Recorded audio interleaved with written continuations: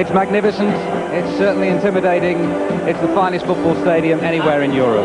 The San Siro in Milan. The match comes live from northern Italy tonight. The UEFA Cup second round, second phase between Inter Milan and Aston Villa. Success for Villa will push English club football that little bit closer to the heights of those halcyon days in the late 70s and early 80s. Good evening, and on duty with us in very familiar surroundings, the England manager Graham Taylor. Also with us, the England captain Gary Lineker hogging the touchline, and you really can't get closer to the action than that. Well, very fond memories of the World Cup, most notably that game between Holland and West Germany that was played here. That was a most significant night for world football, and tonight it's a significant occasion and a historical occasion too for English football, Graham. Yeah, certainly. I mean, tonight the English clubs are back in Europe. I know this is now the second round, but this is what it's all about. As I said in the summer, now the English clubs are back in here. Let's hope Aston Villa can deliver the goods.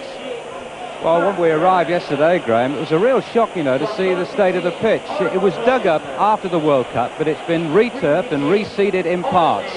But it really does look quite a mess. Now, to see if it's as bad as it looks, let's join Gary down on the touchline. Gary, is it as bad as it looks from a playing point of view? Yes, I think it is, Melton. The whole thing has been relayed in parts. It's very patchy. It's going to cut up quite badly, and I think it's going to slide a lot, which means the new turf will just give way completely, and that could cause a lot of problems for all the players. Indeed, Gary, we'll hear from you as time goes on. Now, Villa have got a very tough job indeed tonight, make no mistake about that, but it was a job they started so impressively at Villa Park 2 weeks ago, and which started so spectacularly when Kent Nielsen hit that exocet to put them 1-0 up.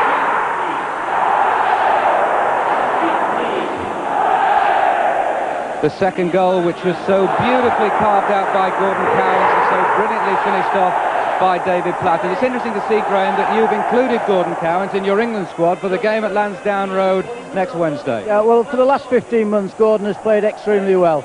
Part of the Aston Villa side that finished runners-up last season.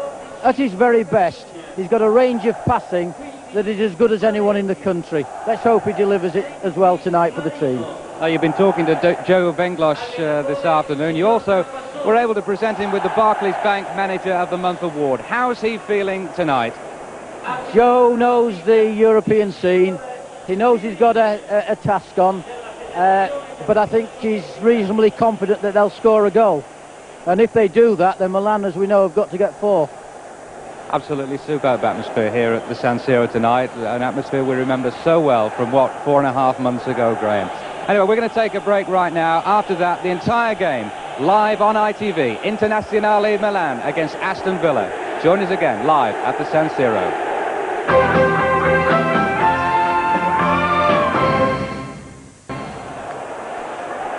Well, it's every bit as intimidating as we thought. We've had firecrackers, smoke bombs, a terrific atmosphere here at San Siro. Have Aston Villa got the bottle?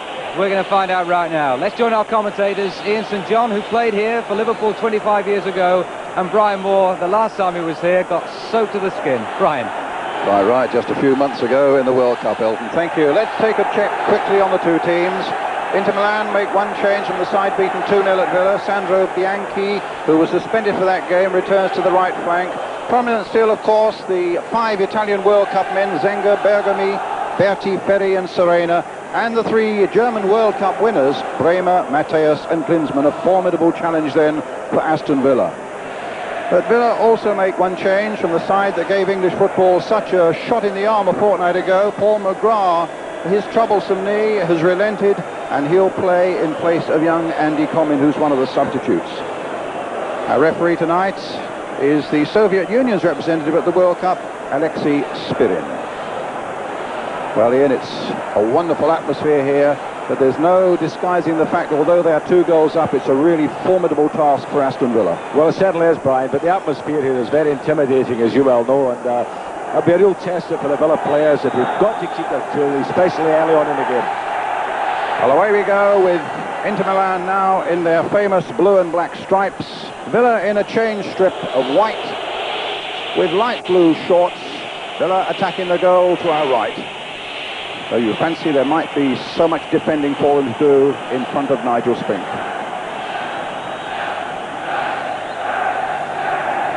Their first target must be to survive the opening onslaughts of maybe 20 minutes or so and not concede a goal in that time. And then to work harder maybe than they've ever worked before, with supreme concentration and discipline, to stick it out against Inter and hold on to this 2-goal lead. You can see right away how difficult it is for the players to stand on this pitch. As Elton was saying, it's in a terrible state. But away goes Berti for Inter Milan. Cowans is chasing him, and well, it was Derek Mountfield who stood up big and strong there on the edge of the penalty area. Mateus now, number 10. Got to be watched with his shots from midfield. Well, there's the warning. Well, we saw so little of the true Mateus at Villa Park a fortnight ago, and in the opening minute or so he's told us, well, that wasn't the true me, this is much more like me.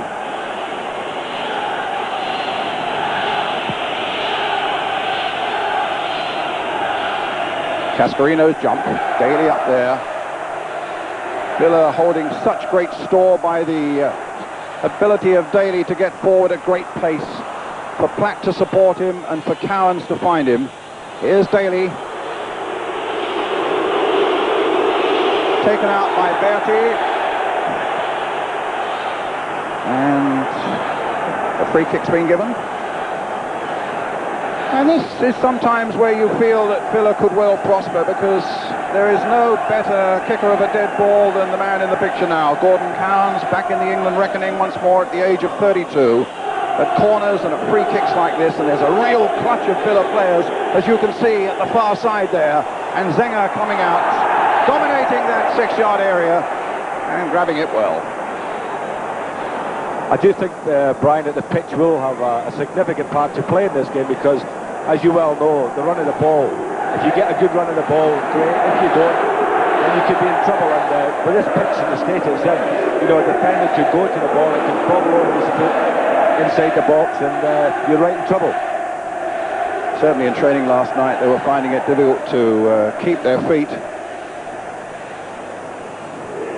And it's all come about because of the added third tier here at this giant San Siro Stadium. It's altered the growing conditions, and apparently the roots of the grass just can't get a hold. Well, this is Pizzi. They hold great store by him as well. Bremer crossing it in. Pizzi again. And Villa get it away. It was Paul Birch that time. Oh, having a bit of rough and tumble there with Bergamy.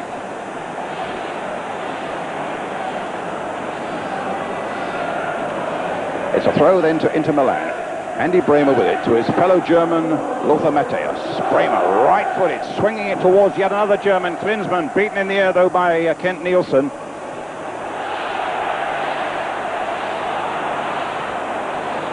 And now Daly. They are desperately worried about this man's pace, and he's left Ferry there, but is there anybody waiting in the middle? And Daly, just in the end, can't keep the ball from going over the byline.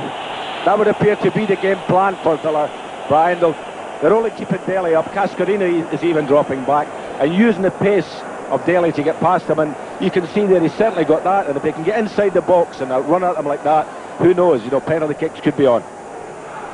Well, of course, if Aston Villa can score with the away goal, it means that Inter tonight would have to score 4. We talk about the formidable task facing Aston Villa. Don't for a moment let's undersell the Villa lads, because it's a great task that Inter are facing too. Bremer. This is Serena. And a shove there by McGrath gives Inter a free kick.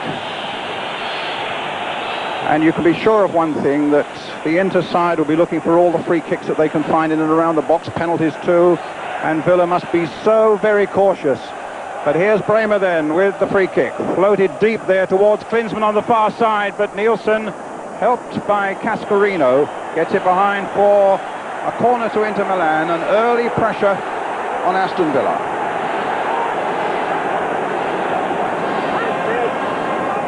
Bianchi, Matthäus, Looking to get to the byline, succeeds in doing it. Beautiful play there, and good defending again by Nielsen for Aston Villa. Only Daly is up. Pizzi.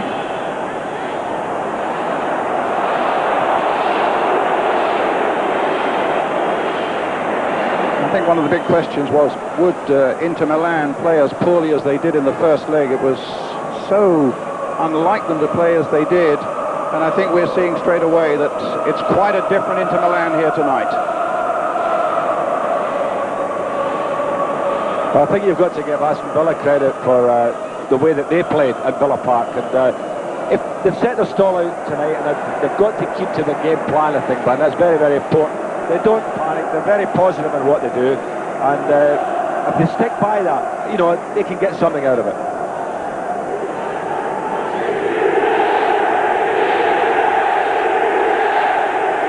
Flick back to Walter Zenga. Italy's #1 goalkeeper since just after the '86 World Cup. Battistini, the sweeper.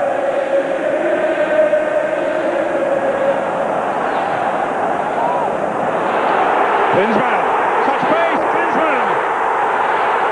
It's a goal! Klinsmann for Inter Milan.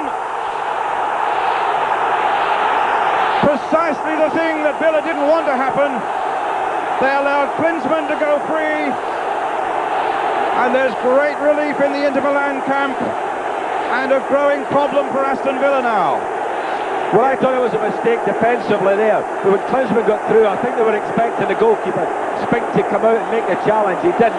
Derek Mountfield got a very late challenge in, and there was Klinsmann just swinging a boot at it, and very fortunately knocked it in. But you can see here, Brian, as he got clear, I think Derek Mountfield thought the goalkeeper should have come for that, and I have to say yes. So bad news for Villa, and here come Inter again.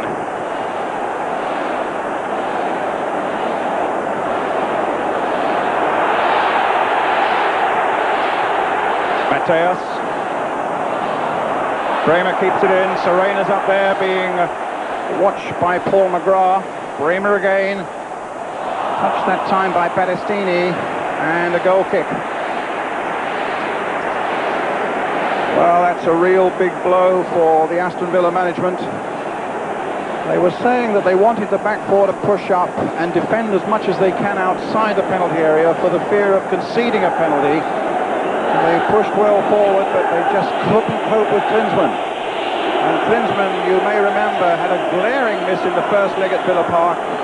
He told his teammates, I owe you something, I'll see that I replay it in the second leg, and he's done just that.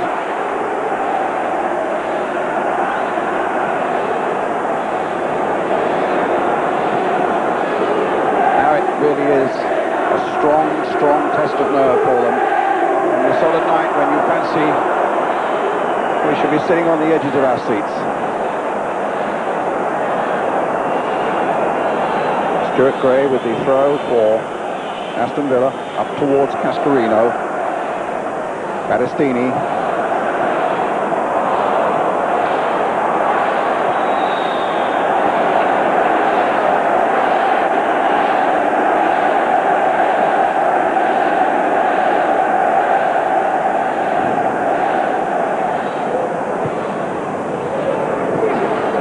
Serena.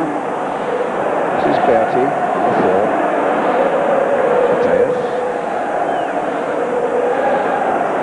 Birch did such a good job on him in the first leg. Needs to repeat that here now tonight in the San Siro. That's really bubbling now. Up to Pizzi. Paul McGrath there quickly for Aston Villa. Taken up beautifully by Mateus. If Paul Birch is going to do that marking job there, Brian, I think he's got to get a lot closer to Mateus.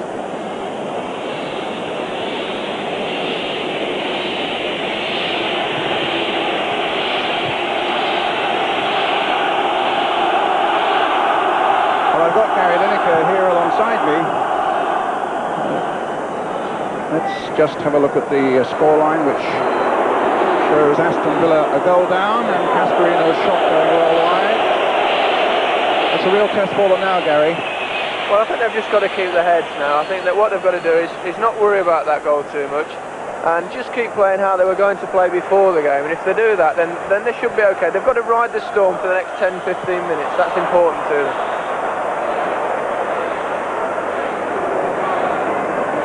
Always bearing in mind too that Villa didn't concede a goal at Villa Park, so no matter however the battle goes here, if they can just nick one, even if Milan get a second goal or indeed a third, Villa would go through.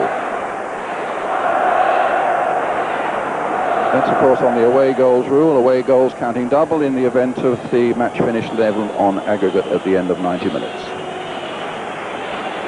Here's Cascarino.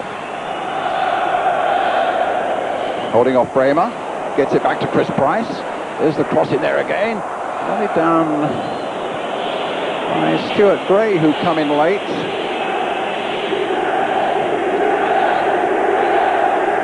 It was a good run by Stuart Gray. Didn't quite get his head turned towards goal enough to cause the goalkeeper any problem. But the Villa have been positive, I have to say that, but that was a real body blow. Terrible, terrible body blow for him. Nielsen. Flat. There's Klinsmann. And again Klinsmann. Got away from Birch. Mateus.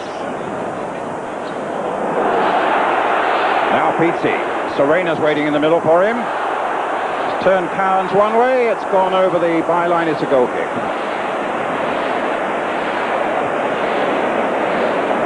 And the pitch already cutting up quite badly.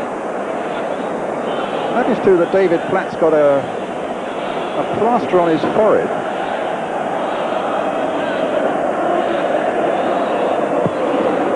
So we'll try and find out for you at half-time just what that's all about. That goes Cascarino. Bremer. Bergamy, the captain. Took it well. Took the ball from Mateus beautifully. It's Bergamy. Serena. And in the end, Nielsen gets it back to Nigel Spink.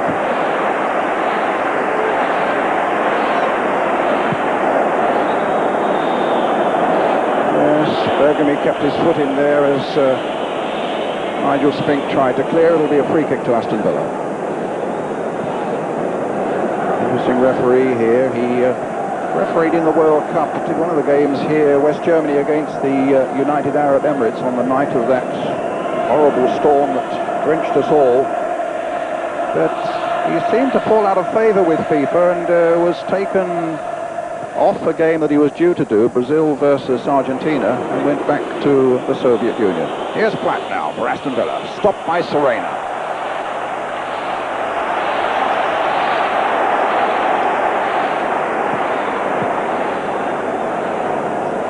Well, David Platt with the plaster on his forehead, making a little break there.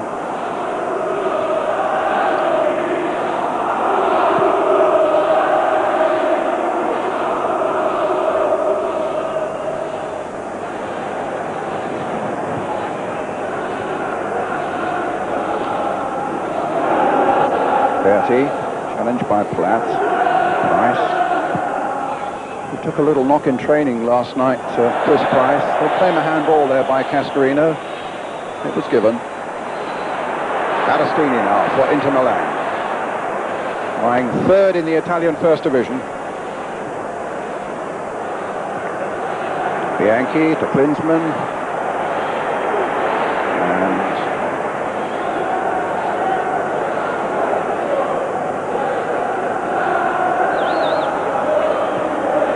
Mateus.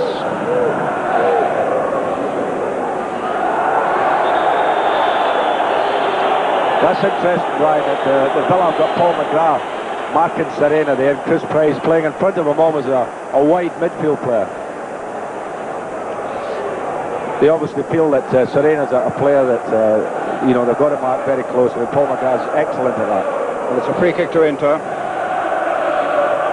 Bertis across there, Serena, who's an excellent header of the ball. A little flick on by Bianchi. Needs the fist of Spink to get that one away for Villa. Up to Cascarino, who's got Stuart Gray available, and here's Tony Daly.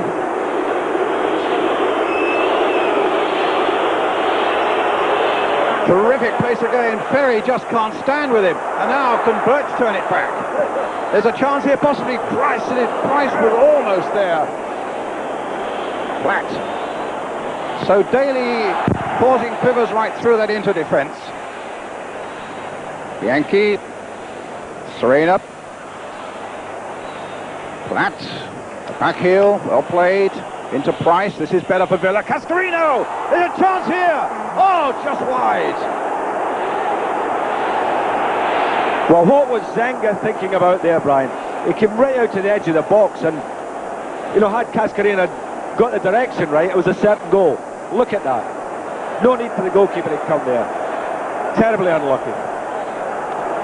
Yes, a goal then would have solved all of Villa's problems. Oh, and Cascarino was high there on Bremer. Bergamy again getting heavily involved. Bremer down. It was a very high challenge there by Cascarino. Ian?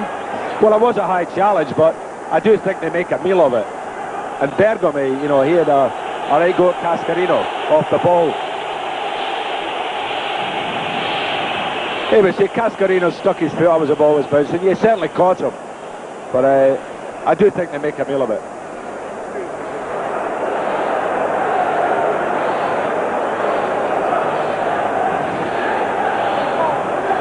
Villa looking for their big defensive record of late to sustain them through these difficult times. Conceded only one goal in their last 7 games. That was against Chelsea at Stamford Bridge last Saturday. And indeed with just 1 defeat in their last 8, also at Chelsea. Bremer's okay. So Villa defensively not looking bad at all. As opposed to Inter Milan, there's always a chance you feel with them at the moment. They've conceded 9 in their last 3, which is almost unheard of for one of the major sides in the Italian league.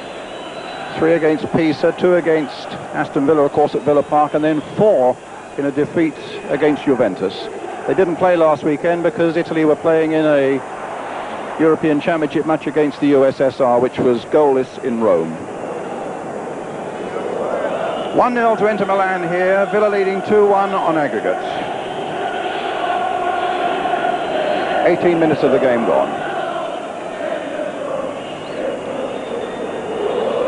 Serena, Berti, Battistini, the pitch beat him there.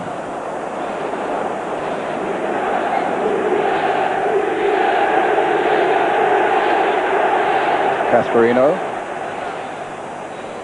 Gray, there's Bianchi, Berti.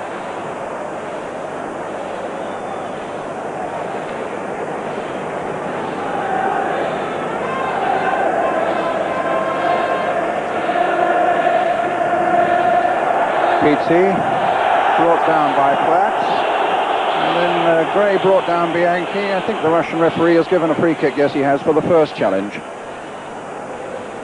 It's back with Mateus. Bergamy. Into Berti, a little ball played there towards Mateus. Derek Mountfield doing a good job there for Villa in defence. Couldn't quite get it up as far as Daly, though. And here's Bianchi again now for Inter Milan. Pizzi's shot is too high.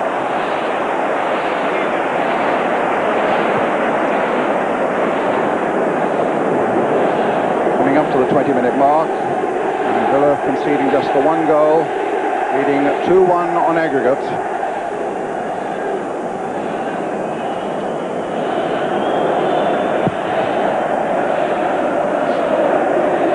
Cascarino, good header. Cowans persuading Daly to get forward there. Ferry is following Daly everywhere. Number 5, Italian World Cup player, conceding the free kick. Villa bringing the big men forward from the back. Mountfield's in there, Kent Nielsen's in there, Paul McGrath's in there as well to add to Cascarino. A little clutch of white around about that penalty spot now as Cowans drives this one in. And it was well spotted there by Bremer and well cleared. Villa's throw. Cascarino taking a bit of shoving from Bergamy there. Bianchi gets it clear. Cowans with a header to Daly. Back again for Daly, but that's too far for Gray, and that's a goal kick to Inter Milan. 20 minutes and 36 seconds have gone. Milan lead by a goal to nil.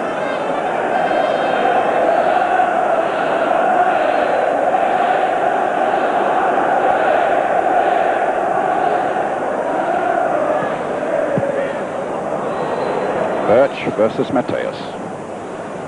Comes to Pizzi. And now to Bianchi. Gray. It's a Villa throw.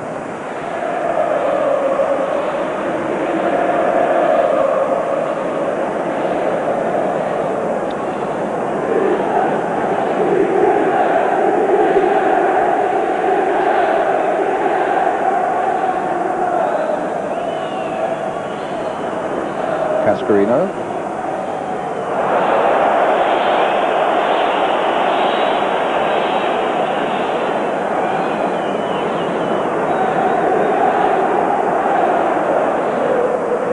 Battistini. Berti.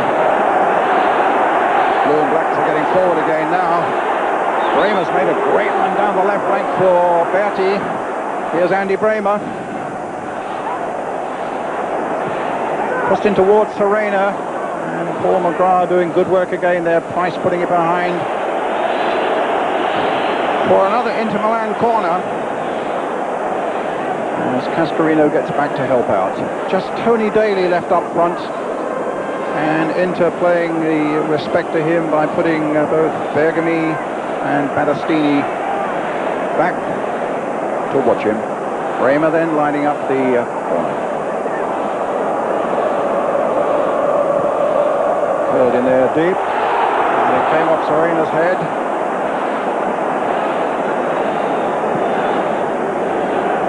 Certainly got to watch Serena in that box. He's regarded as one of the best headers of a ball in the Italian First Division.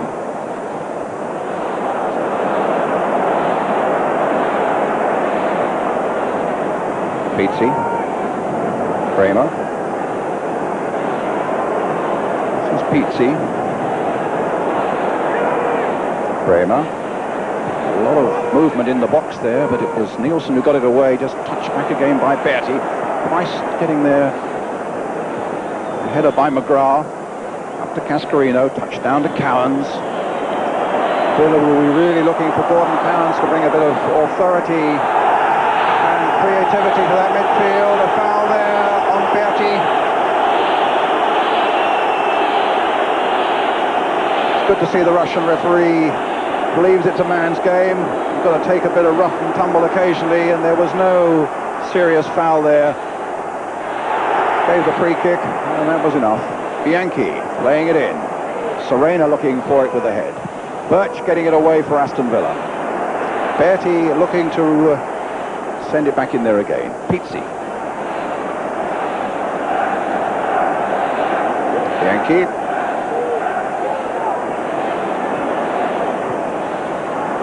Came off the referee there. Cascarino hooking it clear to Daly.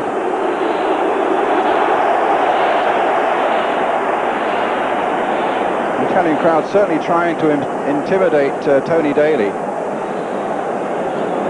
He's the most inoffensive of men. He's done nothing really to offend them other than play very well against their favourites. See? Have you noticed, Brian, that the ball boys are very, very quick to get the ball back in play? And right from the beginning of the game, they're making sure that Aston Villa don't waste any time with the ball being left lying for a few seconds. In fact, they're running on the field and playing it.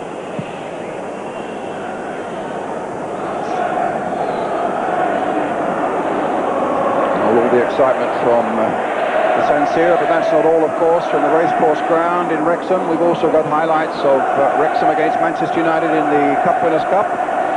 That's later on tonight. Berti for Inter Milan. Oh, just got his challenge in there before Serena, but here's Serena. Wow, the break is on for Inter. Good work by Spring. That would have crept just inside that near post. Terrific run again by Aldo Serena, though. He left Paul McGrath there. Under pressure got his shot in, but Spink had gathered it well.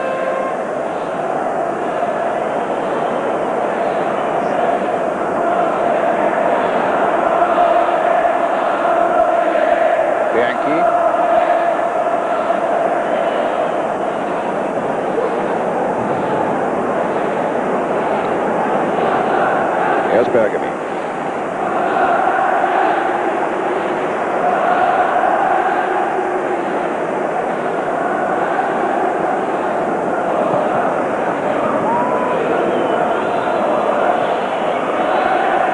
Cairns gets it back.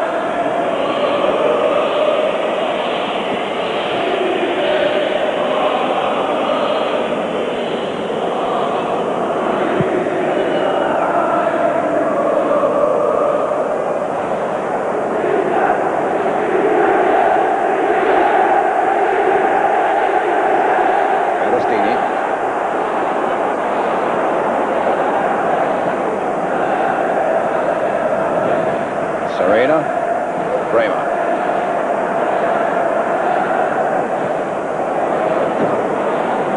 Chris Price. Far cry from those early days at Hereford United for Chris. And Blackburn Rovers. He's done a real big apprenticeship, and if anybody deserves to have a slice of the big time, it's him. And he's enjoying himself here tonight, but it's a big task for Villa. This goal down.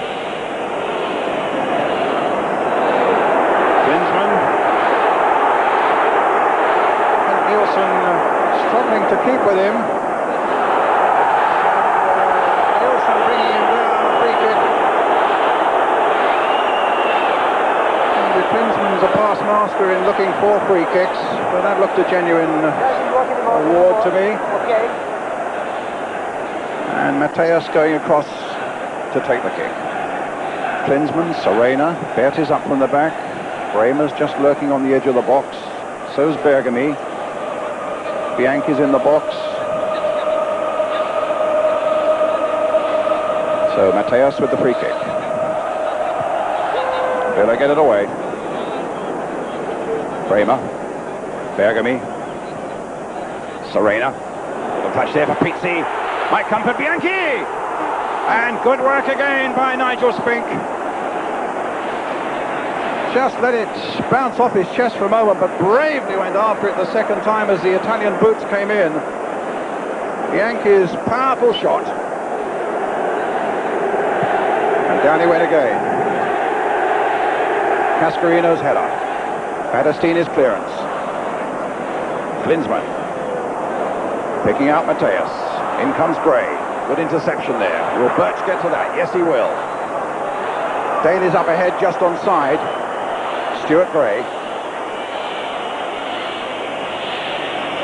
Birch tried the little dummy, finds Cowans now. Can Cowans open up the way?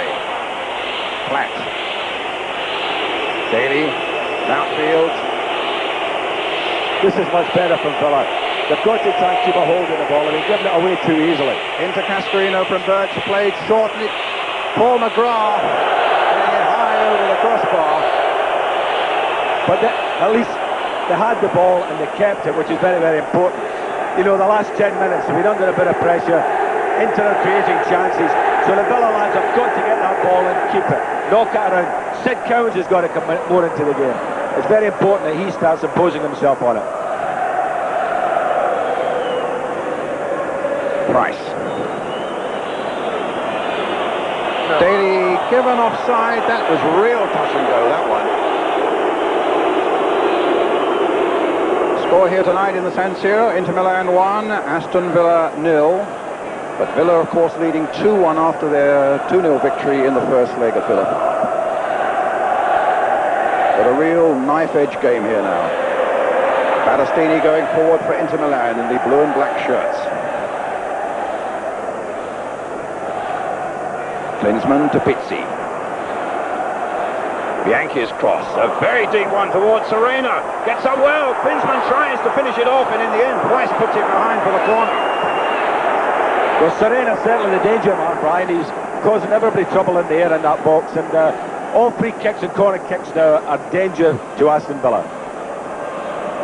Well, here's a corner kick coming up now, taken by Bremer. Bertie, it looked like a handball there. The referee spotted it. Free kick to Villa.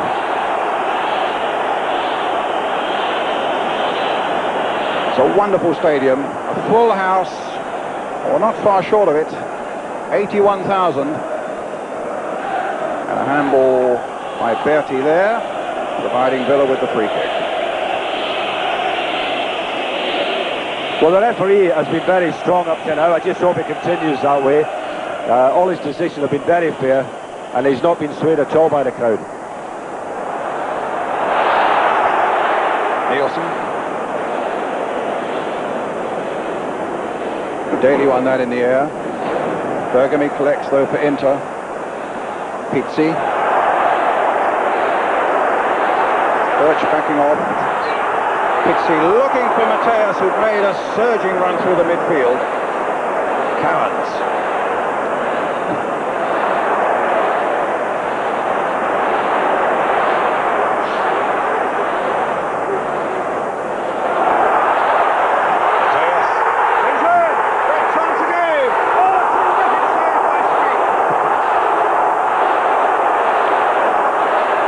Well done, Nigel. That was a marvellous save. But the problems are there for Aston Villa to see. They're carving them up through the middle. Lovely save by Nigel. But again, Klinsmann got free.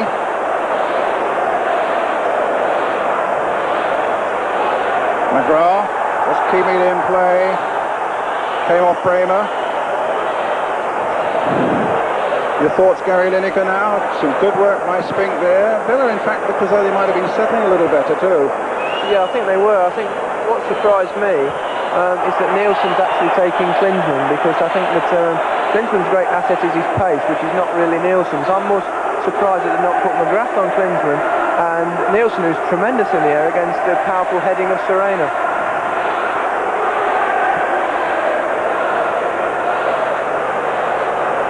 Certainly there's no doubt that Klinsmann has been outpacing Nielsen. And here's McGrath. Bremer. Klinsmann. Birch getting back there, but Gray gets it away. The pitch really cutting up now. Daly bringing down Bianchi.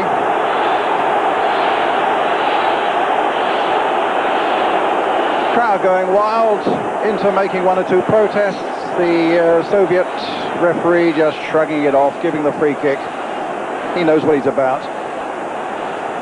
But Inter players are trying to put pressure on the referee, Brian, and you know, they want something done, like red cards being issued about. But as I say, he's been very strong, the ref. He's been excellent. Mateus.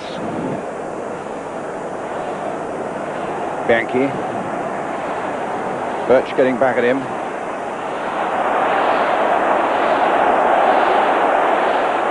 Pizzi.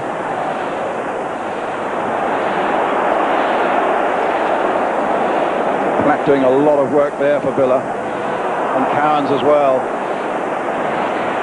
We haven't seen a lot from Cowans and Platt that's looked spectacular, but my goodness, they've done some work through that midfield, chasing and harrying. And Spink has made a couple of excellent saves at the back.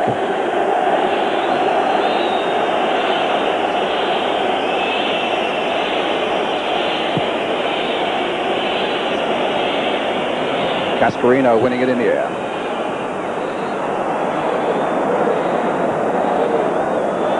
Mountfield. Daly. That came off Bremer, so it's Villa's ball.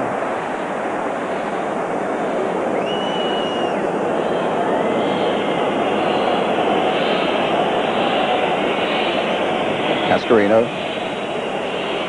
Price. Now in towards David Platt. He's twice beaten Zenger with goals, one in the World Cup in the match for third and fourth place, and of course in the first leg of this game. What a night to get a hat-trick against Zenger this would be for David. Or to complete the hat-trick at any rate. Nielsen up well. Battistini, Bergami.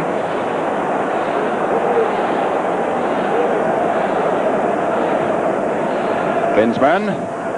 Pat getting back. Mountfield getting in. Price playing it forward towards Daly. And a foul on Daly, a free kick given.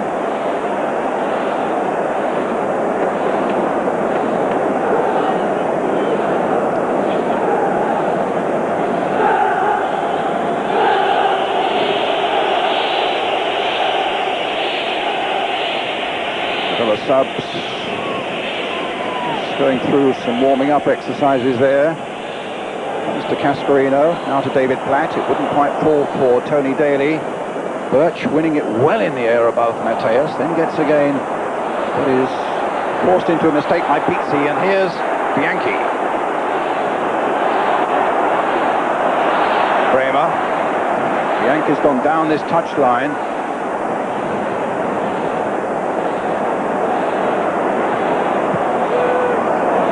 Cascarino gets it away towards Gray on the far side, but Pizzi's there again for Inter Milan.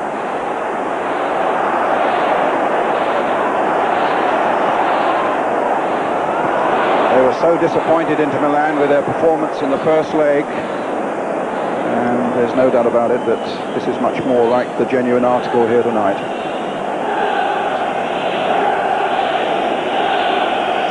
I think they're a fine team, Inter Milan. Got some lovely players, and they are playing to form tonight, that's for sure. And it's a real test for Aston Villa.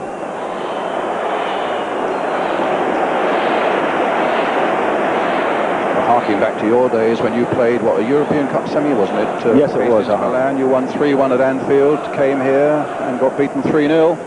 Yes, but the big difference tonight is that the referee is allowing the game to be played fairly, which it definitely was at that night. I mean, we couldn't even win a throw-in. Well, here's Cascarino. In towards Daly. Daly was beaten in the air. In fact, he must have been leaning in on Ricardo Ferri. Zenger. Conceded only 15 goals in his last 44 internationals, Walter Zenger.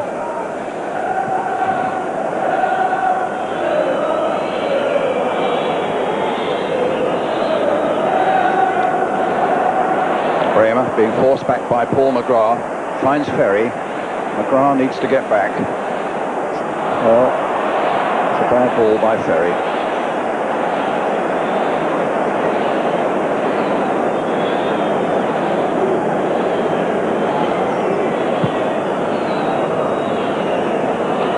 Up goes big Cascarino. Cowans to Platt. And hits it straight at Bremer, though. Battistini. Klinsmann. What a good ball there to Bianchi.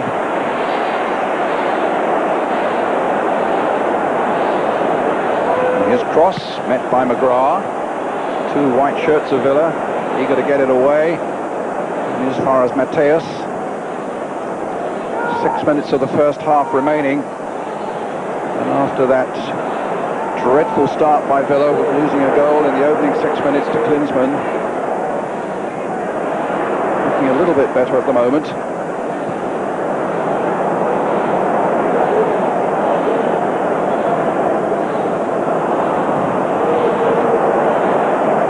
see how they are, Saint, pushing that back four forward, trying to defend as much as they can outside the penalty area, Villa.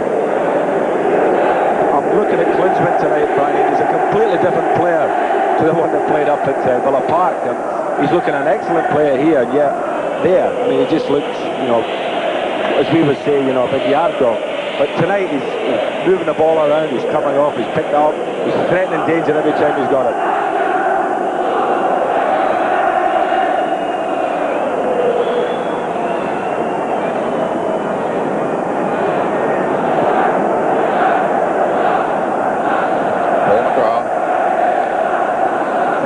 Ferry.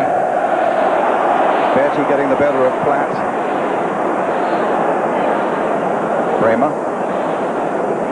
Bergami. So important for Villa to hold out the last 4 minutes of this first half.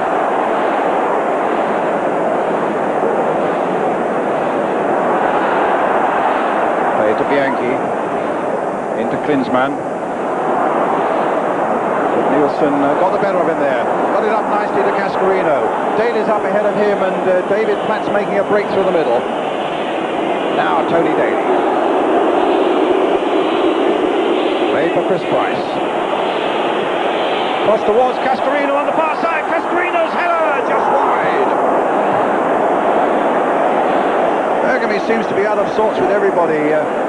The Milan captain had a little tussle there with Cascarino, and he got up so well, big Tony, for this one. Just wide of Zenger's goal.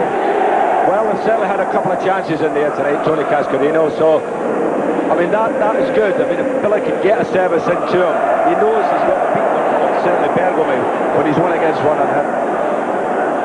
Well, with the away goals, 1 Villa goal tonight would certainly settle the whole issue.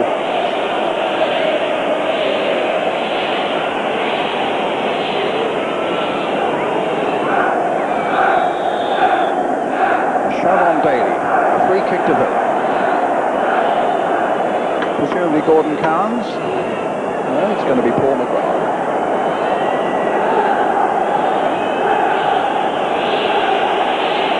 Three minutes to go to half-time. Outfield, flipping it in once more to Cascarino. Knocks it down for Daly. Daly turned into trouble. Ferry was right at his back.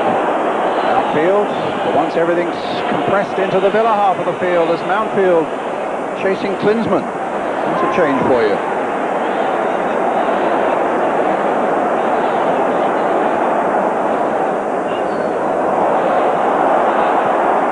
Ferry's clearance. Kent Nielsen. Birch with the backward header. Daly trying to get there first, but Bertie just beat him to it. This is David Platt to Paul Birch for Villa. Sticking to their task well now after that shock so early in the game when they went down to Klinsmann's goal. Cowans playing it in once more towards Cascarino. Price is coming in there and very nearly made it. Birch. Gray. Back for Paul Birch again. Lifting it there towards Price. The flag is up on this side. I think probably against David Platt. But again, a bit of success for Cascarino in there. I do feel, Brian, you get a bit excited when the ball gets played into the box towards Cascarino, because you always feel he's going to win that one. Agree. The flag was up for David Platt, but David Platt was well onside.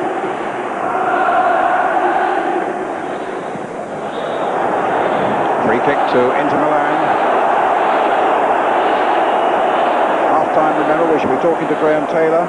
Gary Lineker's just left me. We'll be talking to him as well about Villa's chances of surviving the second half.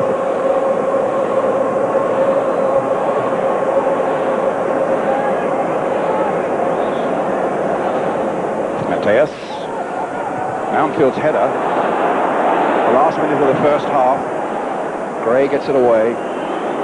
Villa can hold this and continue to do well in the second half. The anxiety will mount in Inter's minds, and the frustration too, and they will then feel they've got to press forward and possibly take an odd chance at the back, and that might be where Villa will capitalise. But a free kick there for the foul by McGrath on Serena. It's a real cat and mouse match, this one. Being watched live in our country, live in Italy. And something like 80,000 people here in the San Siro Stadium watching Bremer curl it in there. And Platt hitting it long towards Daly. And it'll be a throw to Inter Milan.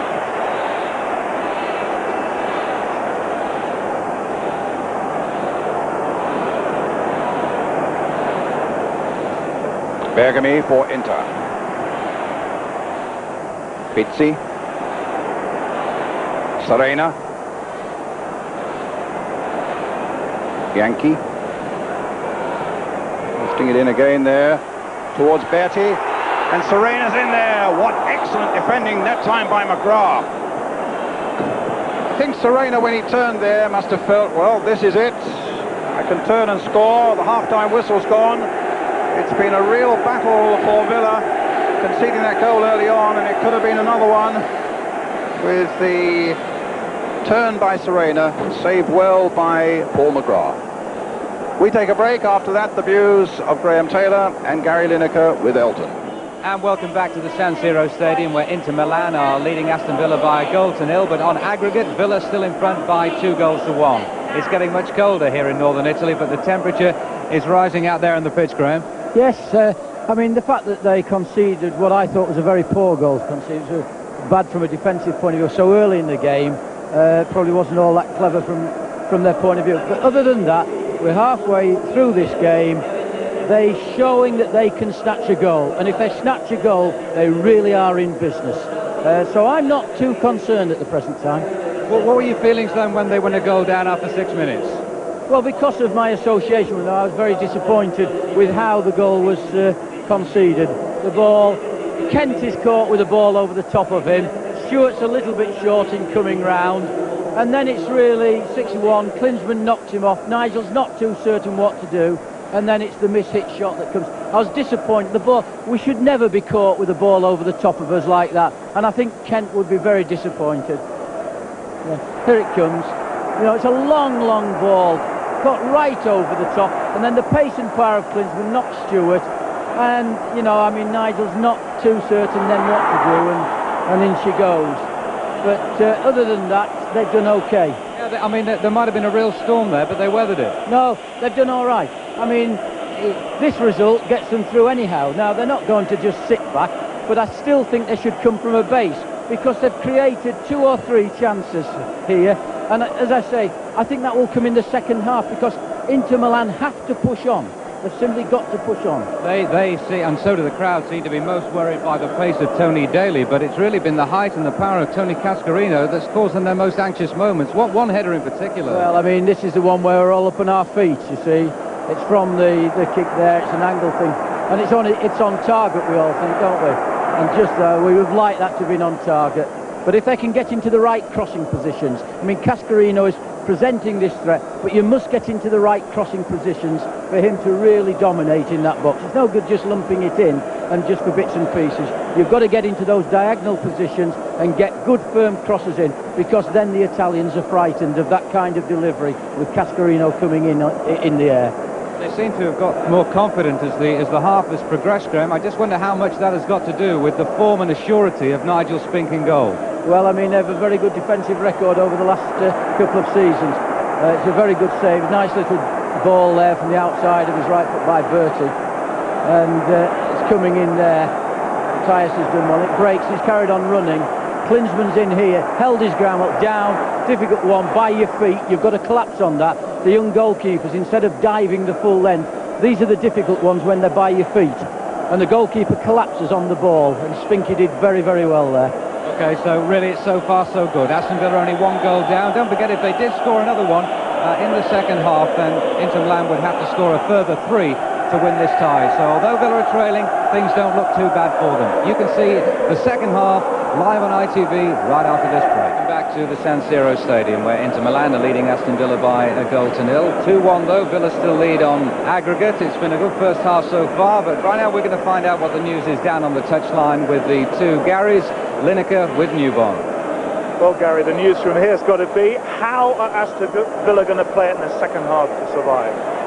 Well, I think my personal feeling is that they've got to switch Nielsen and McGrath around. I think that McGrath's certainly got the pace to control Klinsmann. I can justify that because he's marked me a few times. And I think that Nielsen can quite easily deal with Serena in the air, and he hasn't got quite the pace. And then, of course, if they could nick one, that would be perfect. They've got Daly up front, so I've been tremendously impressed with. He's gone on a few runs. He's shown great character because the crowd have really got on his back, which he should take as a bit of a compliment, really, to get that respect. And I just hope they can. The only problem they're going to have with Tony is that he's sometimes so quick for his rest of his teammates, and they can't quite join him in the area. So it may take an individual goal from him. What about Cascarino? He seems to be causing a lot of problems in the air for Inter Milan. Yeah, that looks to be the other way. they spoke about that earlier on, that the high ball does seem to cause them a problem. Zenga's been caught a couple of times coming out when he perhaps shouldn't have. So that's the other route to goal for them. Do you think they're going to make it, Villa? I'm confident. I think sometimes we underestimate ourselves in this country. I think if we remember before the ban, we were a dominant force in Europe, and sometimes we exaggerate the sides abroad, and I think I'm confident that Villa are going to hang on. I hope so. Well, let's hope Gary's right. Graham also seems to feel that Villa have an outstanding chance.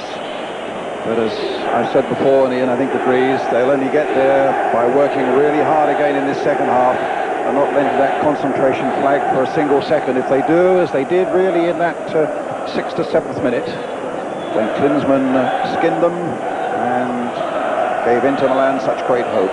It's a real test now, 45 minutes, isn't it, for Villa? Well, it's certainly that, Brian, and once everybody sits down in front of us, we'll see the game. But I would think that Joe Venglos was saying to his lads, look, we're doing not too badly. We've still got a goal in hand. Can we hang on? There's only 45 minutes. And of course, time starts running out for Inter Milan from the kick-off of the second half. And the longer it goes on with one goal difference, the more pressure goes on the Inter team. And the crowd will get at them. And, you know, I think if they can only keep it, you know, halfway into that half, then you can see Villa maybe sneaking a 2-1 win. Well, we wait. Great expectations now. The Soviet referee getting us away for the second half. Villa attacking the goal to our left, remember. Inter Milan leading tonight by a goal to nil. Klinsmann after 7 minutes. But Villa leading 2-1 on aggregate. It's a free kick to Inter Milan. Something like 1,500 Aston Villa fans here in a crowd of over 80,000. And McGrath unhappy with the free kick awarded against him when he felt that he got cleanly above Serena. And Inter Milan with their substitute Antonio Paganin on, who came on in fact in the first game as well. Bremer. Serena's head up. Villa caught again, Brian, in the air. Serena's an excellent header, but every time they throw the ball in there, he's getting a free header at it. You know, I think the Villa boys have got to tighten up here. They've got to make sure that, with Serena in particular, is marked in front as well as behind him.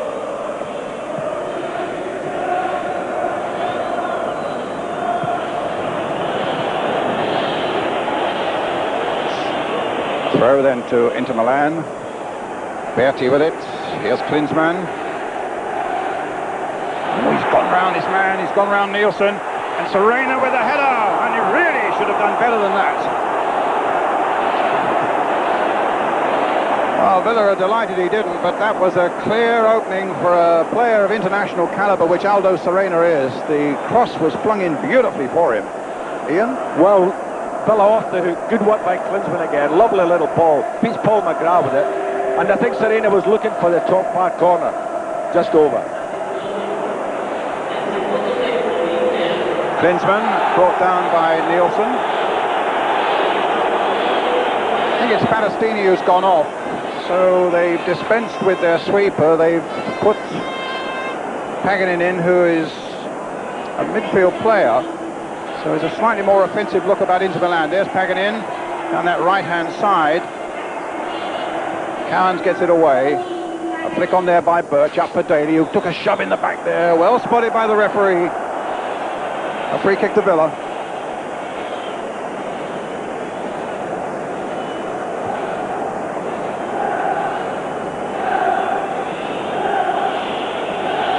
Stuart Gray will take it. The skipper.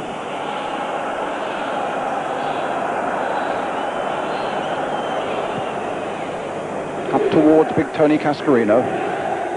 Didn't win it in the air that time though. Mountfield pushing there with Bianchi, but it fell favourably for the Italian.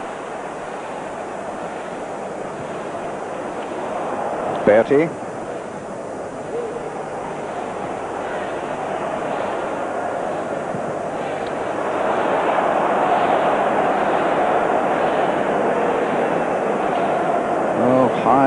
to the right of us.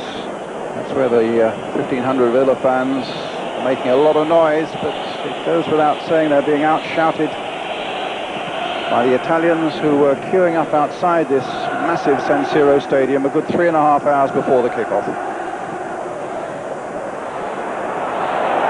Serena, advantage played there by the referee. Birch was after him, but Birch concedes the free kick.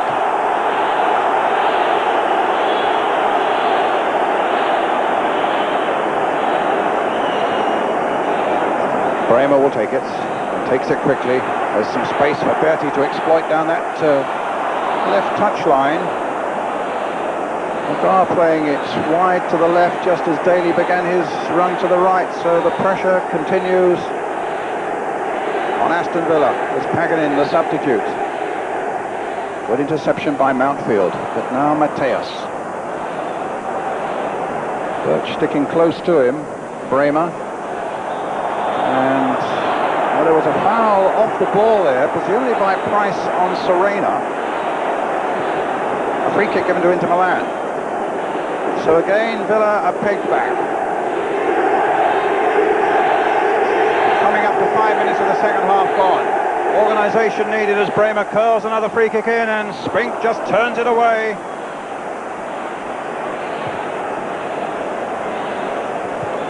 Little flick away there by the Villa goalkeeper. Bianchi with the corner. Paganin. Played for Lothar Matthäus. Played wide for Bremer. On that left foot, he's always a danger! Just wide. The man who scored the winning penalty in the World Cup final.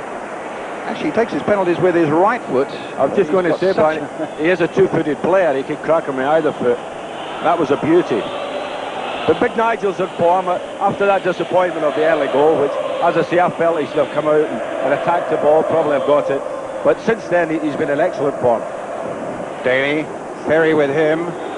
And this time the referee's given the free kick to Villa. The foul by Ferry on Tony Daly.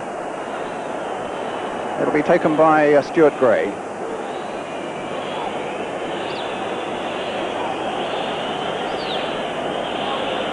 Cascarino in there. Flat in there. Nielsen's come up from the back as well. Price tried to get the header. Birch swinging it wide again, but Ferry's cushioned header gets it to Bianchi. Claim that Daly's feet were high, but the referee didn't want to know about it. Bianchi looks a good player. Stopped there by Gray. Mateus with the throw.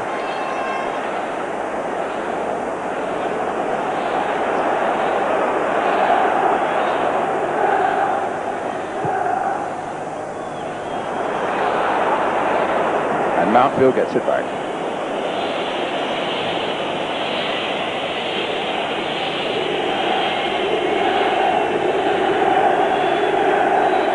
And Paganin's gone into the back four between Ferry and Bergami. Bianchi. There's Paganin. Klinsmann. Pizzi.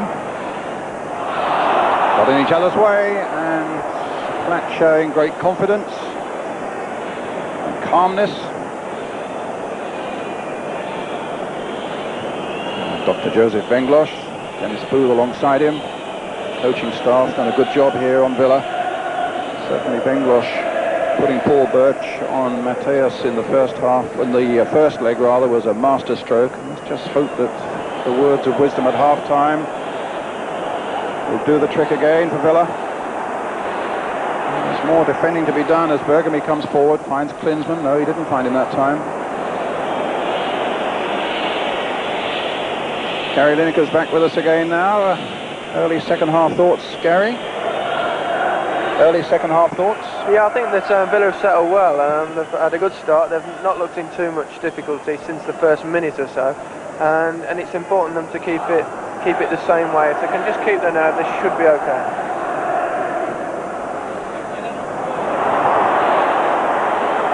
Ferry to Bremer.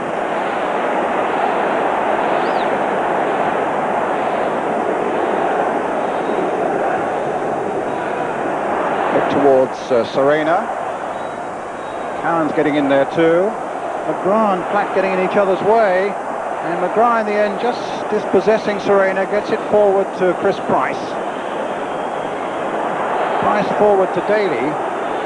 Two are back there. Ferry gives him short shrift there, but I think the whistle's gone for a foul on Chris Price, way back on the halfway line here. It was a very late tackle as he played the ball up the line. An interplayer came in behind him and really gave him a whack. He's left him lying over there.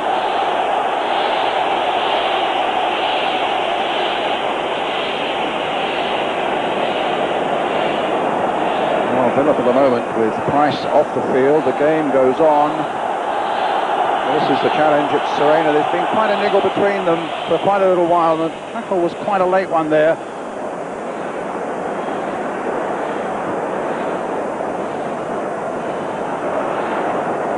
Nielsen gets it back.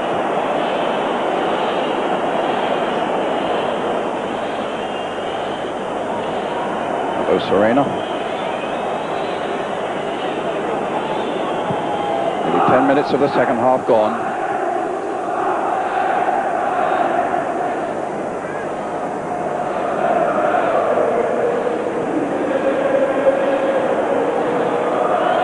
Villa a goal down here in Milan, but leading 2-1 on aggregate. As Cowans plays it forward towards Pratt. David Platt was just that little bit too far forward, and there were too many interplayers between him and. I still feel like Aston Villa are just a little bit too keen to get the ball forward.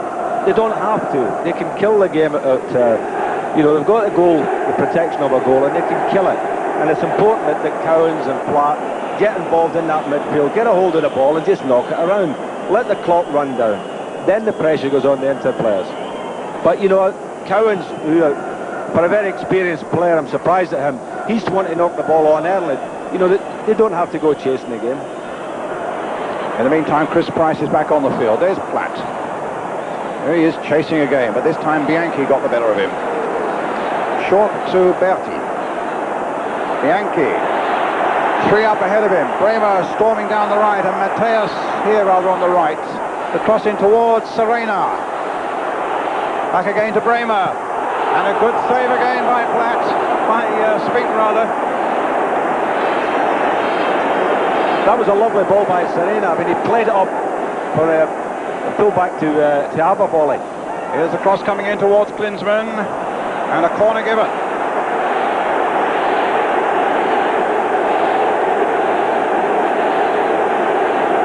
Pressure growing on Villa again. Need to organise their marking. Watch every man as Lothar Matthäus takes this corner again. Pizzi gets it back to him. Matthäus curling it in towards Klinsmann. Just flicked off his head again by a Villa defender. And it's another corner. The Inter fans now are really getting behind their team. This time it's Bremer with the corner for Inter Milan, curled in there, and Stuart Gray getting there first. Daly coming back to try and get possession for Villa. It's Matthäus swinging it wide again to Bremer. Now here's a real up and under to test them. Up to Cascarino. Gray. Cascarino's past Gray, a little chance. Paganin, the substitute. And that time it was Cowans who got the header in. All hands to the pumps at the moment for Villa. Paganin with the throw for Inter Milan. 13 minutes of the second half gone. Good, respectable long throw there. Might go anywhere. Serena tried to curl it. Paganin. Good work by Gray. But Bianchi. Wayne Gray prevented the ball getting into that penalty area. Bergami. Bremer. And a free kick conceded that time by Klinsmann, who is still doing that man-to-man job, Nielsen rather, still doing that man-to-man job on Klinsmann.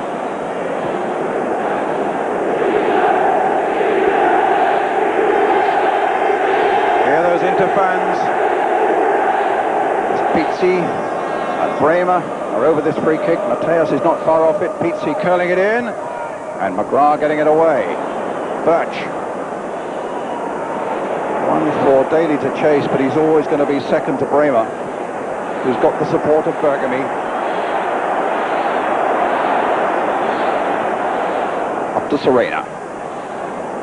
McGrath just sticking out the foot. Paganin couldn't keep it in.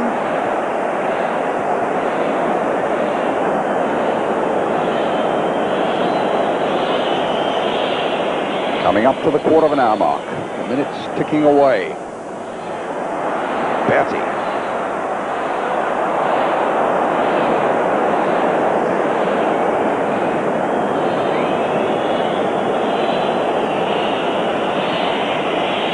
Gary Lineker. Earlier on about we should... Start again, okay. Sorry, it got cut off there.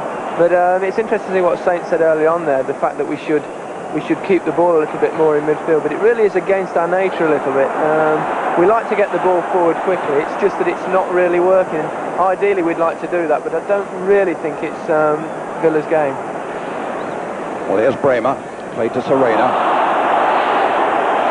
The crowd are getting just a little bit anxious now as well, as Daly goes off in pursuit. Perry will get there first. Yeah, I take Gary's point there. It probably isn't Villa's game. But the way to win European trophies is to be patient away from home, and they've got to learn that lesson. I mean, tonight, you know, this is a real hotbed, and they have got to learn lessons from this game. Paul McGrath. This little chip there to David Platt.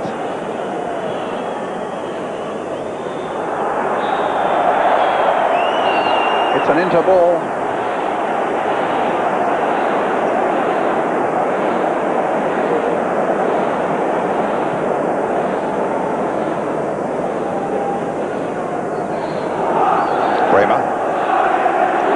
Serena being chased by Mountfield. Klinsmann getting in. Bianchi's there. There's a good break into the middle by Mateus.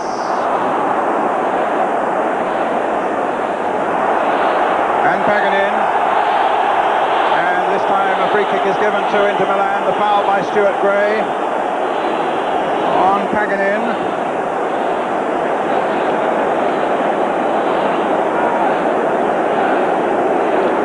Going in there, and he just caught him possibly on the right shin with on the left shin rather, with the right boot there, leaving Paganin down. I don't think Paganin is wearing shin pads, Ryan, is he?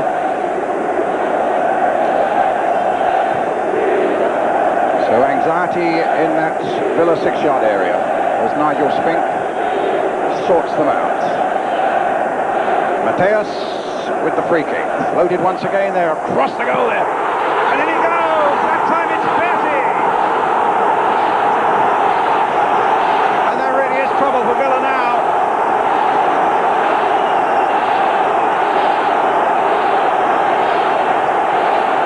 Zenga celebrates, as we see again, a crucial moment in this UEFA Cup tie, as Mateus' corner goes right across that Villa goal, falls for the unmarked Berti, and that brings the scores level on aggregate. Well, we've been saying about crosses, Brian, that Villa have been in trouble all night with crosses.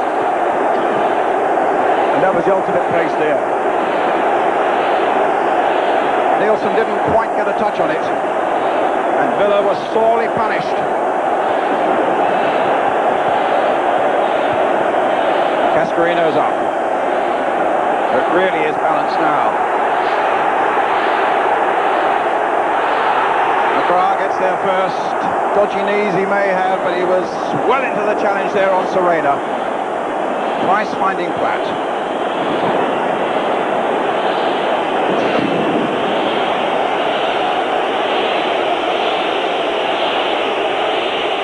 A goal for Villa and they'd still win it. With away goals counting double. This is a scoreline that could take us into extra time, of course.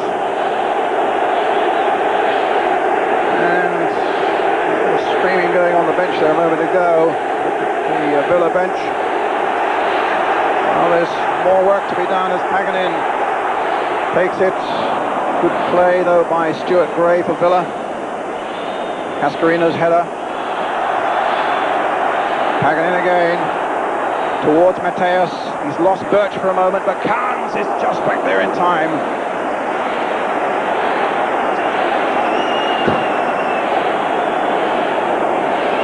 So a really important few minutes now for Villa to sustain themselves, and the likes of Gordon Carnes and Paul McGrath with so much experience have got to make their presence felt. Klinsmann and Berti, the two scorers for Inter Milan, and this tie poised at 2-2 on aggregate now. But a free kick to Aston Villa.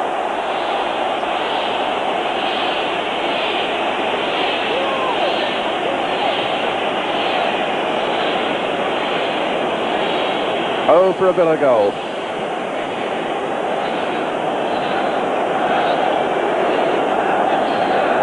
If they get one, Villa, the Inter Milan side then have to get four, with the away goals counting double in European ties. Carnes with the cross, flicked down by Cascarino, but not the header of real Cascarino quality then, Ian, because he did get above the man quite comfortably. He did.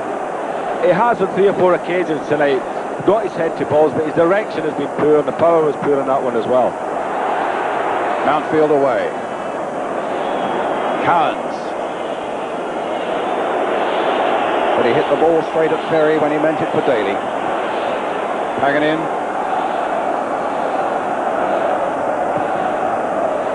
So 2-0 tonight, 2-2 on aggregate.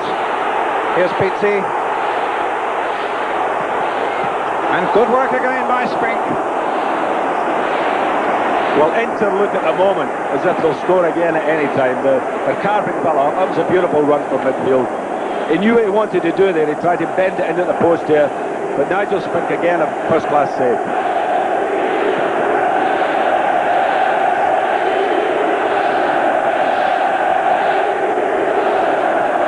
Nielsen. Off Price. The throw.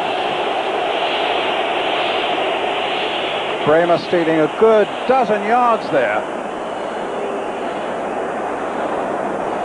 Klinsmann towards Serena, knocked away by Mountfield. Up goes Berti. A tangle there between McGrath and Klinsmann.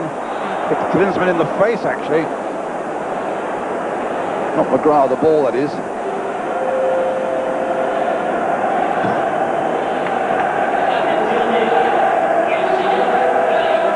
Need his experience badly to calm things around that Villa defence. For Carnes to do the same in midfield.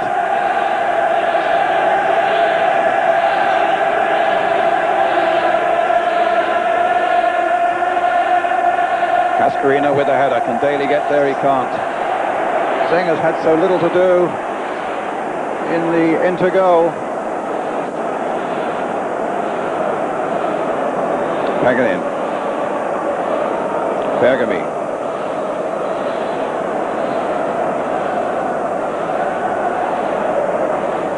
Mateus. Bianchi.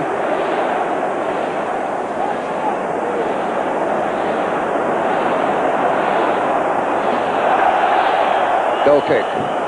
Good decision, referee.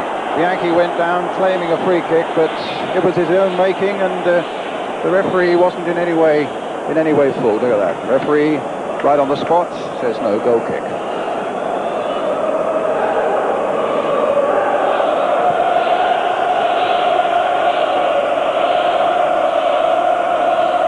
Berti with a header. Up goes Mateus. Pizzi. Oh, lovely play by Pizzi. Finds Mateus. In turn for Paganini. Filled in again for Pizzi. But they let him actually pull it down. And now Bremer. Stopped by Price. Helped by Platt.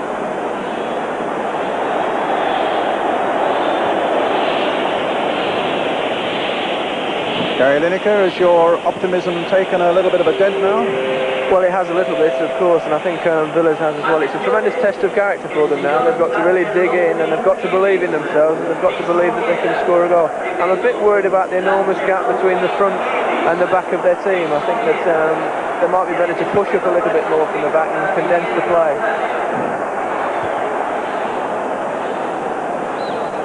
Mateus. He's looked so much more like the master in midfield in this game that we saw in the World Cup, Mateus. It's Klinsmann. Such a competitive man, Mateus. We just got a little glimpse of him there. There's the challenge by Nielsen. He was a real pin-up boy, I gather, amongst the ladies at home during that World Cup, and he's a terrific sport and a great competitor too. And he's kept that Inter Milan midfield going so well. There's Trapattoni, the Inter Milan coach. A long throw by Paganin. Played back there by Platt. I'm not sure what David Platt was doing there, but it provides another corner for Inter Milan. And here's that man Mateus again.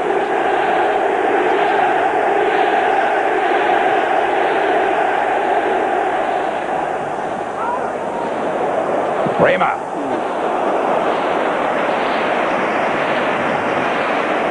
Well, it was of much more danger to the photographers behind Spink's goal than it was to Nigel Spink. Andy Bremer, a goal kick to Villa. The score's level on aggregate. The watch says there are 20 minutes of the 90 to go, but if it stays like this after 90, we go into extra time. Mateus with a header. Berti, scorer of the second goal. Chris Price.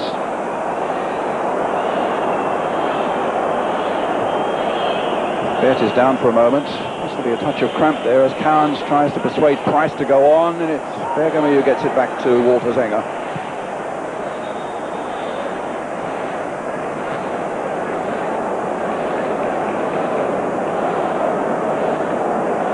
I would have thought that's the rigours of this pitch on Berti. He was covered an awful lot of ground, Ian. Yes, I would think so. It must sap the legs something terrible because, you know, it's just come up in big chunks. With the squad of men on at half-time, pressing it back down, replacing the divots again, but as the match is going on, it's getting cut up very badly again. So what do you feel Villa's game plan must be now for the 20 minutes or so that remain? Well, Villa, certainly this half haven't created anything at all. They haven't created one sort of resemblance of a chance, and you do feel that they've got to try and get people forward a bit more and try and support Tony Bailey up there, because if they nick a goal now, the game's finished. So it's very, very important. I think it's worthwhile Villa having a go. Well, they've got the opportunity of putting a few forward now. Derek Mountfield with this free kick. They've left only Paul McGrath and goalkeeper Nigel Spink back. Nielsen's up there, Cascarino's up there, Daly's in there, Stuart Gray's in there as well. He's up towards Big Nielsen. And it was Bergamy who got a touch, made the clearance to Bianchi here. Paganin. Cowans. Mountfield. Up to Daly.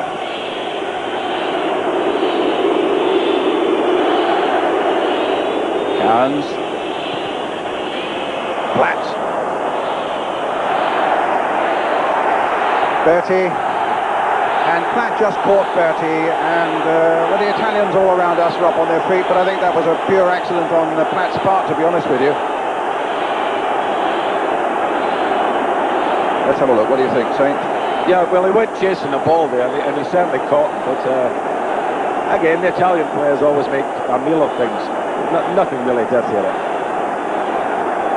But we haven't seen David Platt at all in the game make any of his runs into the box. And, I mean, he's probably one of the best players in Europe at doing that, but tonight he's never been able to do it simply because the Villa haven't had the ball long enough to allow him to get in there. Well, Platt took a nudge there from Berti as they jumped for that one. There he's making a run now, Platt. Birch. Will Birch find him though? He's played it for Chris Price on the far side. Platt's deep in the box and Villa got a corner. Now forward everybody. Nielsen, Mountfield, Ascarino's in there. It'll be taken by Cowans. Nobody takes a more accurate corner than Gordon Cowans. And they feel that their chances might come from set pieces. changing his mind. He's going to swing one out with the right foot by the look of it. Towards Cascarino, got bundled off the ball there, and Klinsmann belting it away. Gray's header falls only for Bremer, and an offside surely against Klinsmann, but not given. Pizzi, stopped by Paul McGrath. That's out of play, surely? Nope. And touched it again there by Bianchi. Well,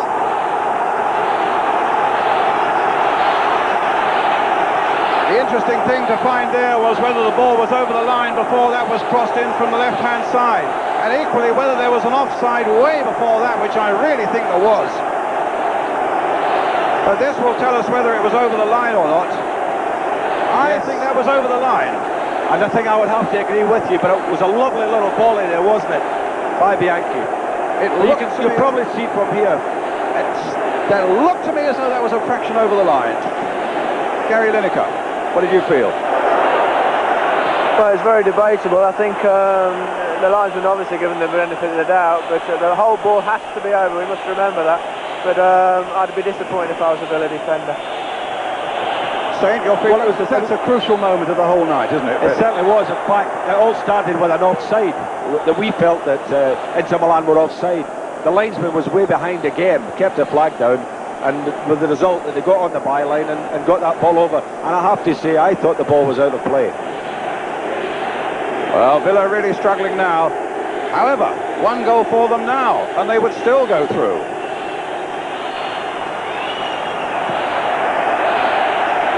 Just have one more look at that. Mind you, this may not be the best angle. But let's have a look.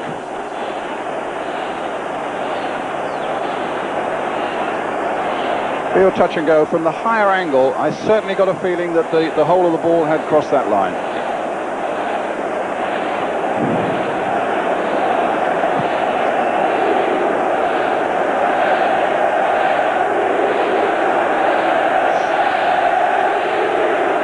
Remains. The big scoreboard shows Inter 3, Aston Villa 0, and Inter leading by 3 goals to 2 on aggregate now.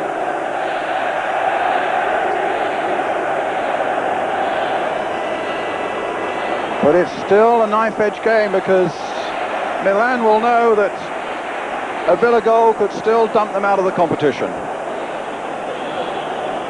because the sides will be level on aggregate then, but Villa would have a precious away goal.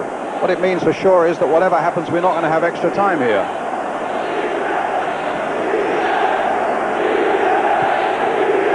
Well, Villa have something like 13 minutes to make themselves real big heroes here in the San Siro Stadium.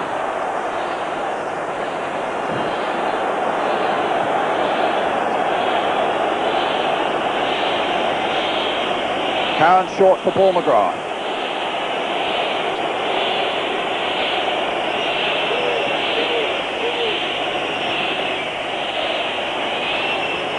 Birch, Price crossing it in, Nielsen getting there, and really Villa are in the market now for taking all the risks possible at the back in order to push men forward to seek this goal. I think it's what Joe Venglos doing a substitute on at this stage, but they've got to get a goal, and I think if I was him, I'd take somebody off, maybe Birch off, and put somebody on. Well, Ormonroyd or Olney? Yes, why not? I think he's got to do something. Well, Trapattoni calming down a little bit. I thought a moment or two ago he was going to have a seizure the way he was going.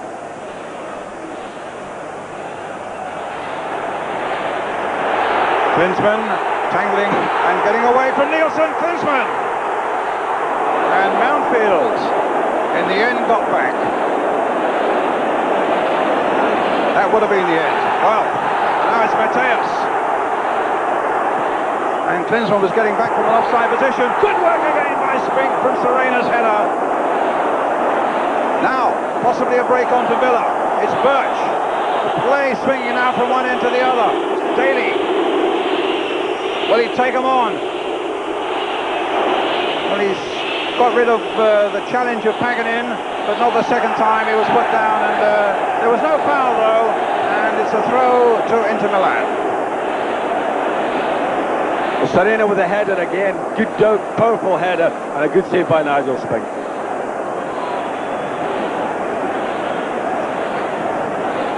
.11 minutes to go.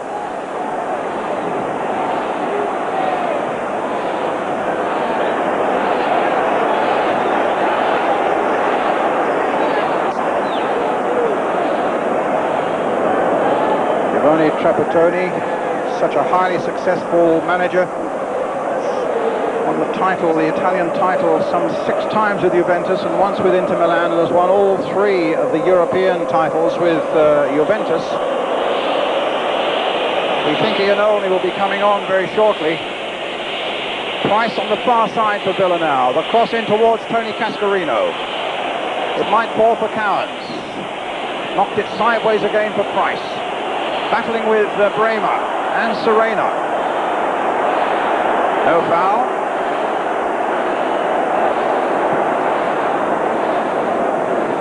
And Mandolini looks as though he's going to come on very shortly for Inter Milan. For Berti. This is Paganin, the other substitute now for Inter Milan. Klinsmann and Pizzi waiting in the middle. Back to Bianchi. Scorer of that 3rd goal. Pizzi's shot, in fact it hit Klinsmann. Birch battling away in there, finds Gray. Need this goal now, Villa, and there are 10 minutes left. Up goes Cascarino. Looked as though he was hit from behind by Bergami. Bremer.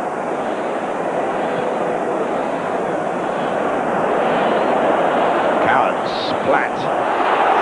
And the break is on again with Mateus. Okay. Now the substitutions have been made. Iannone coming on for Aston Villa. Berti's going off, and Mandolini's coming on for Inter Milan, and Villa are taking off Derek Mountfield.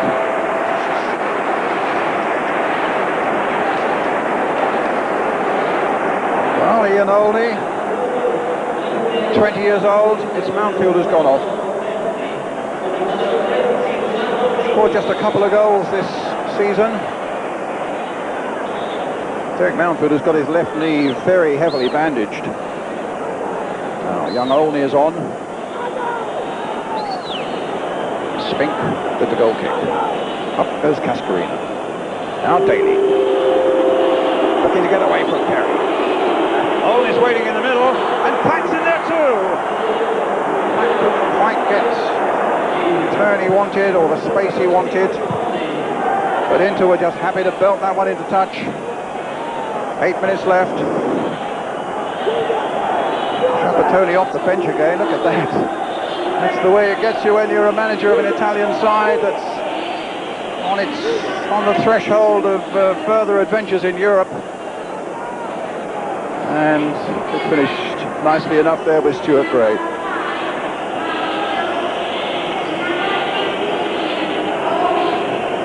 Well, just about 7 to 8 minutes left now, and poor Joseph Benglosh knows that it's got to be something fairly dramatic in those remaining 8 minutes for Villa to survive now. Paganin's all right. Gray with the throw.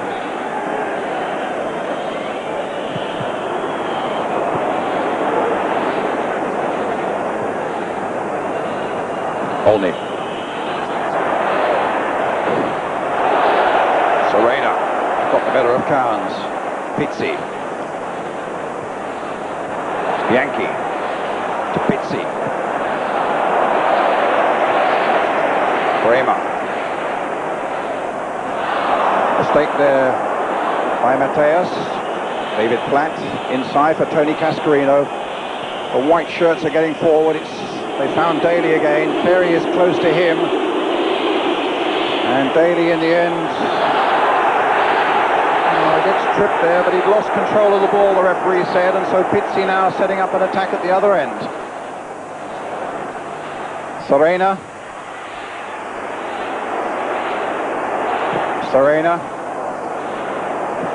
In goes Cowans, and a Villa ball.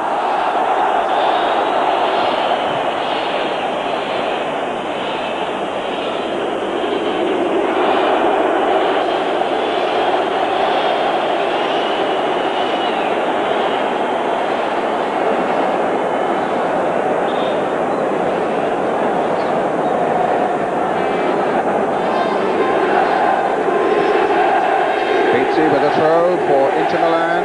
6 minutes of the game are left. Klinsmann, Ferry, Pizzi,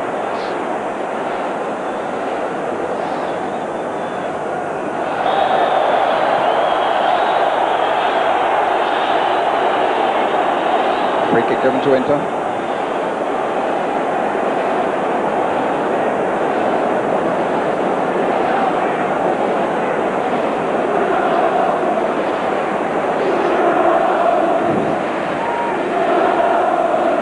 Inter Milan are giving the Villa a lesson on how to waste time right now.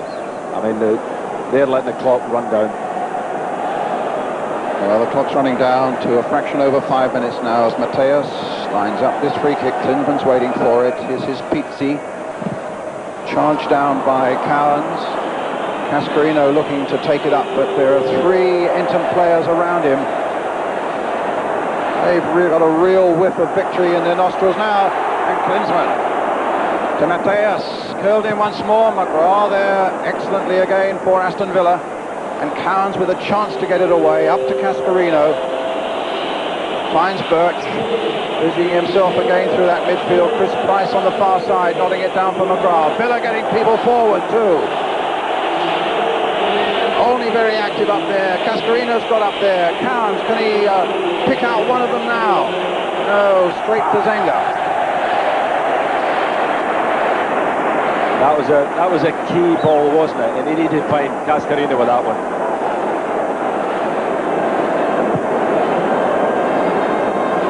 Klinsmann. Oh, he's got away again, Klinsmann. McGrath tried to stop him. It's Klinsmann. Good work again by Spink. Kramer. Well, that should have been all over, Brian. Klinsmann did ever so well to get in the position and then just sort of passed it back into the goalkeeper's hands. Very, very weak. Cowans. But thankfully it keeps the Villa alive. Just about. Cascarino going in there with a header. And a goal kick.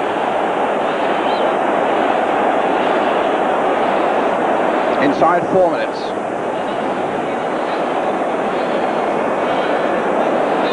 Good work again by Spink, right on the edge of his 6-yard area. He'd come out to make life that much more difficult for Klinsmann.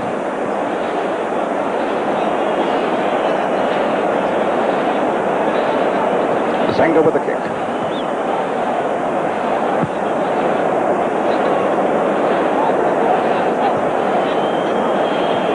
Platt.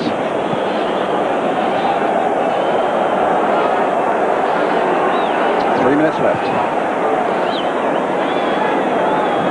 The Italian fans streaming away, believing that a good night's work has been done by their team, but it isn't over yet.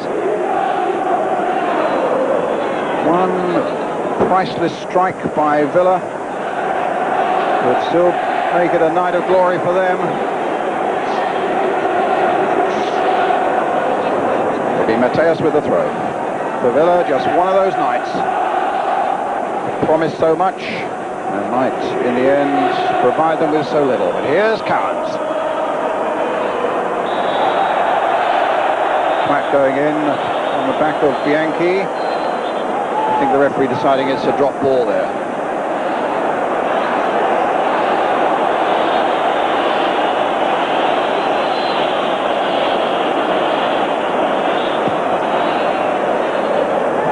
Throw given, this time to Aston Villa. 2 minutes left.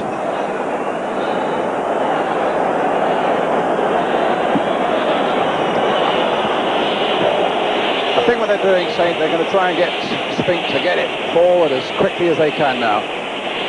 Only couldn't get a touch on that one. Paganin instead for Inter Milan.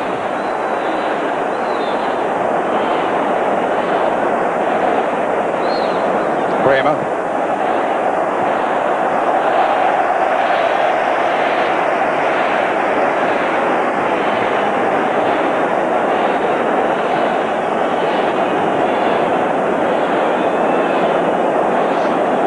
Just look at Zenga now, taking his time. A little over a minute left.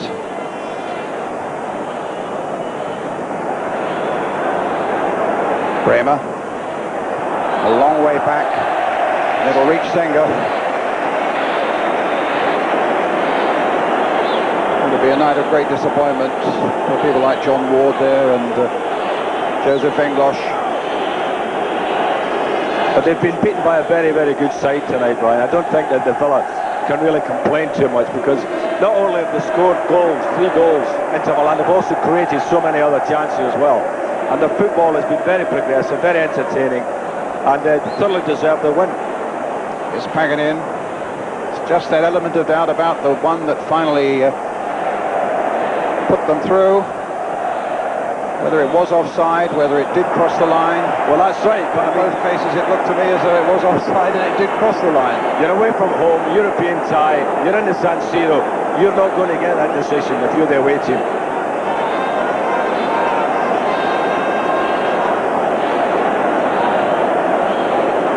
In the meantime, it's a free kick to Inter Milan. Bremer with it. Powerful left foot he's got. Just 2 in the wall. Driven in low, and it came off David Platt behind for the corner. And we're playing time added on. I doubt there's time for the corner to be taken and for Villa to get to the other end in any case now. In fact, the final whistle's gone. Even the corner can't be taken. And Villa go out of the UEFA Cup, beaten here by 3-0 by Inter Milan, which overcame the 2-goal advantage that Villa won so gloriously at Villa Park. That early goal by Klinsmann put Villa on the back foot. Berti scoring the second one early in the second half, and then that controversial third one from Bianchi. On a night when Inter Milan showed a sharpness and a togetherness and a class and a quality that they rarely showed during that first leg at Villa Park. A different side altogether. And Villa, as I say, up against it from the moment they went behind. A really intimidating atmosphere and few chances actually coming Villa's way. In the end, going out on an aggregate of 3-2 to Inter Milan. So the flags are flying around the San Siro Stadium, and a victory that they will feel that their side thoroughly deserved, overcoming the fears that they brought back from Birmingham with them after the first leg. And really, with the quality that there is in this Inter Milan side, with those 5 Italian World Cup players and 3 West German World Cup winners, you feel that in this competition they are going to be more than a match for anybody. It's a scene of great joy then at San Siro, but not sadly for Villa. There were stars in their side, not least the goalkeeper Nigel Spink, who made an excellent save or two. Let's go down and get a reaction on the touchline now. Gordon Cowans is with Gary Newborn. Well, so disappointing for Aston Villa, but you can't really argue with the result at the end, Gordon. No, we were beaten by a better side tonight. They played well tonight. We've given an early goal away, which is what we didn't want to do. But I don't know, I thought we haven't really got going. I mean, like I said, they've played well, but we were very disappointed. Why was that tonight, do you think? I don't know. It's difficult to put it down to anything, Gary. You know, we've just come out and we haven't been overawed by the atmosphere, by their players or nothing. As I said, went behind to an early goal. It was disappointment that we were caught flat at the back. When you look at their winning goal, you might feel that the ball was over the line when it was crossed. Yeah, did you see that? Paul McGrath stopped because he thought it was over the line, which it was over the line. He said himself it was over the line. After saying that, I mean, you've got to play till the whistle goes. There was a lot of talk about the pitch. Did that have an effect at the end of the day? No, we can't make excuses about that either. I mean, the pitch is obviously not very good, but the same for both sides. And was this a night when Villa really thought beforehand they could do it? Yeah, we felt we had a great chance, 2-0 up at half time, and we've blown it now. It's just very disappointing. Finally, I mean, the midfield's been so good in recent seasons for Villa, yourself and David Platt, but this wasn't your night tonight, was it? No, it wasn't. They've come out again tonight in midfield. Well, they've pushed us right back, very deep into our own half. I thought we should have pushed up another 20 yards from the back, and that would have given us a better chance of getting contact with Tony Cascarino and Tony Dale. We just haven't been able to give them enough support at all. Their players got at you, but what about the crowd? Did that have much effect? No, not really. Once you're on with the game, you don't notice so much. I mean, obviously, you hear the noise now, it's tremendous, but that didn't affect us at all. No. Hope's gone out the window. Well, it's gone, hasn't it? Yeah. Thank you, Gordon. Cheers, Gary. Look at the hard luck stories momentarily, Graham, but if you look at the 45 minutes before that, then Aston Villa didn't really create a chance. Maybe they haven't got too many complaints tonight. Well, I mean, taking nothing away from Inter Milan, Aston Villa would be very disappointed with their second half performance. They've allowed themselves to be stretched. You've got to keep the ball within the team far more than they did. And I mean, I couldn't say this about any other team, but they really need their backsides kicking for that second half performance because they've thrown it away. OK, we'll look at the two goals in a couple of moments, but let's just hear what Gary Lineker's got to say. He's down on the touchline, still savouring the atmosphere. He's with Gary Newbon. Well, just picking up from what Graham Taylor said there, was there anything that Villa could really have done about that second half performance?